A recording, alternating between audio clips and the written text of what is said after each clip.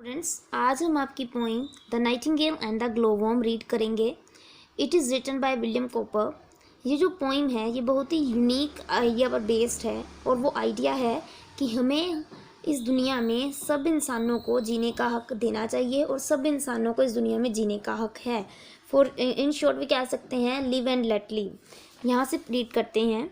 The story of the nightingale and the glowworm as related in the poem carries a lovely lesson for mankind.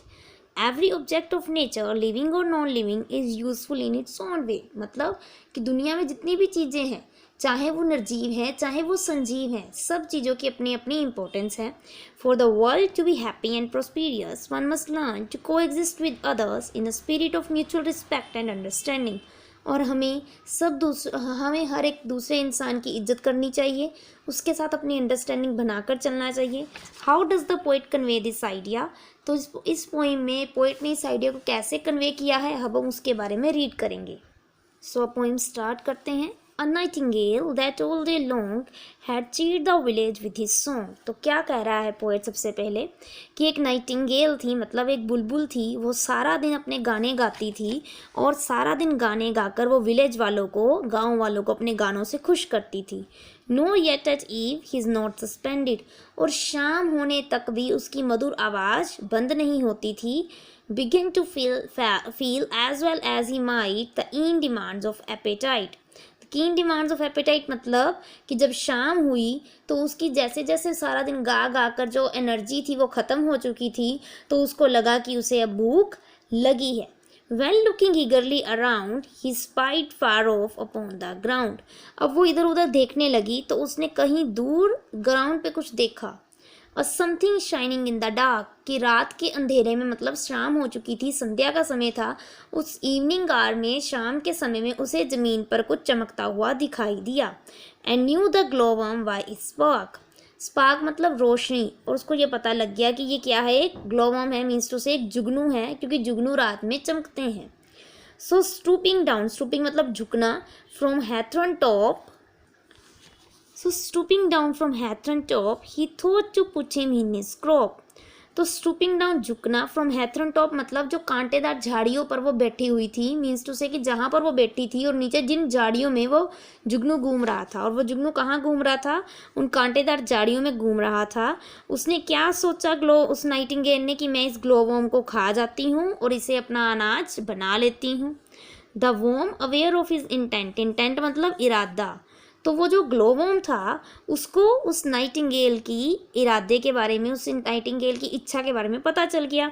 harangued him thus right eloquent, तो उसने अपने आप को बचाने के लिए, harangued मीन्स टू से बहुत ही लंबा चौड़ा भाषण देना, right eloquent मतलब कि राइट तरीके से इमोशनल लैंग्वेज में देना। उसने उसको एक बहुत ही इमोशनल लैंग्वेज में एक अच्छा सा भाषण देना स्टार्ट किया, स्पीच दी, और क्या बोला, did you admire my lamp? को थी, उसने उससे क्वेश्चन पूछा, क्या आपको मेरी रोशनी अच्छी लगती है? As much as I your minstrelsy, means to say, minstrelsy का मतलब क्या होता है, मिन्स्ट्रेलसी अच्छी और मधुर आवाज़, मिन्स्ट्रेलसी मीन मीठी आवाज़, मेलोडियस वॉइस। तो उसने उससे पूछा कि जितना ही मैं आपकी इस प्यारी सी आवाज़ की तारीफ़ करता हूँ, क्या आपको भी मेरे द्वारा दी गई रोशनी अच्छी लगती है? You would abhor to do me wrong as much as I to spoil your song. अगर आपको ये पता लगे कि मुझे आपका गाना गाते वक्त कोई अगर आपका गाना ख़राब करे, परेशान करे आपको, तो मुझे अच्छा नहीं लगता, तो मुझे आशा है कि आपको भी मुझे नुकसान पहुंचाने से नफ़रत हो जाएगी, आप भी मुझे नुकसान नहीं पहुंचाना चाहोगे। For it was the self same power divine told you to sing and me to shine, क्योंकि एक ही प्रकार की वो ताकत है, डिवाइन ताकत, दैवीय ताकत है, जिसने आपको क्या सिखाया, गाना गाना, और मुझे क्या सिखाया, अंधेरे में रोशनी देना। मतलब हमें भगवान जी ने ऐसे गिफ्ट दिए हैं कि आप गाना गा सकते हैं और मैं अंधेरे में चमक सकता हूँ। That you with music and I with light, और आप गाना कैसे गाते हैं, सुंदर संगीत के साथ, और मैं कैसे चमकता हूँ, अच्छी रोशनी के साथ। Might beautify and cheer the night, और इसलिए दिया गया है कि हम दोनों मिलकर इस संसार को खूबसूरत बना सके, आप दिन को और मैं रात को। द सॉन्गस्टर, सॉन्गस्टर मतलब गाना गाने वाला, और वो गाना गाने वाला कौन है इस पोइम में? नाइटिंगेल।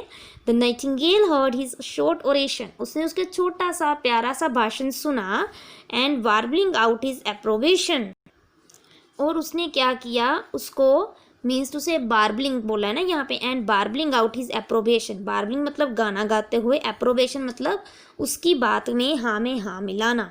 तो क्या किया उसने, उसकी बात में गाना गाते हुए हाँ में हाँ मिलाया कि वाकई में जैसे तुम दिन को मैं रात को खूबसूरत बनाता हूँ, वैसे ही तुम दिन को खूबसूरत बना सकते हो। तो नाइटिंगेल ने क्या बोला, हाँ कि मैं अपने गाने से दिन में दुनिया को खुशी देता हूँ, और तुम रात में अपनी रोशनी से दुनिया को खुशी देते हो।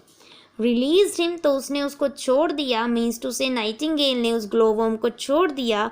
एज माई स्टोरी टेल्स, क्या कह रहा है पोएट इन लास्ट लाइन्स में, कि जिस तरह मेरी ये स्टोरी के थ्रू बात समझाई गई है कि उस नाइटिंगेल ने उस ग्लोवॉर्म को छोड़ दिया, and found a supper somewhere else, और उसने अपने खाने के लिए जो प्रबंध करना था, जो खाने का इंतजाम करना था, वो कहीं और करने के लिए वो नाइटिंगेल चल दिया। मीन्स टू से इस छोटी सी पोइम में जो पोएट है उसने हमें ये समझाया है कि हमें किसी भी जीव को, किसी भी एनिमल को, किसी भी इंसेक्ट को कभी भी नुकसान नहीं पहुंचाना चाहिए।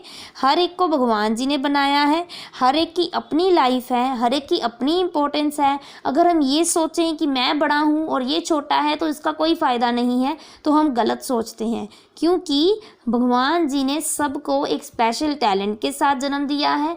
हम सब में कुछ ना कुछ कमियां हैं, कुछ ना कुछ खूबियां हैं। हमें उन अच्छी आदतों को अपनाना है, उन अच्छी आदतों को, अपने में छुपी हुई अच्छाइयों को ढूंढना है, दूसरों में छुपी हुई अच्छाइयों को ढूंढना है, और इस संसार को रहने के लिए एक बहुत ही सुंदर सी जगह बनाना है। सो आई होप कि आपको ये पॉइंट समझ में आ जाएगी।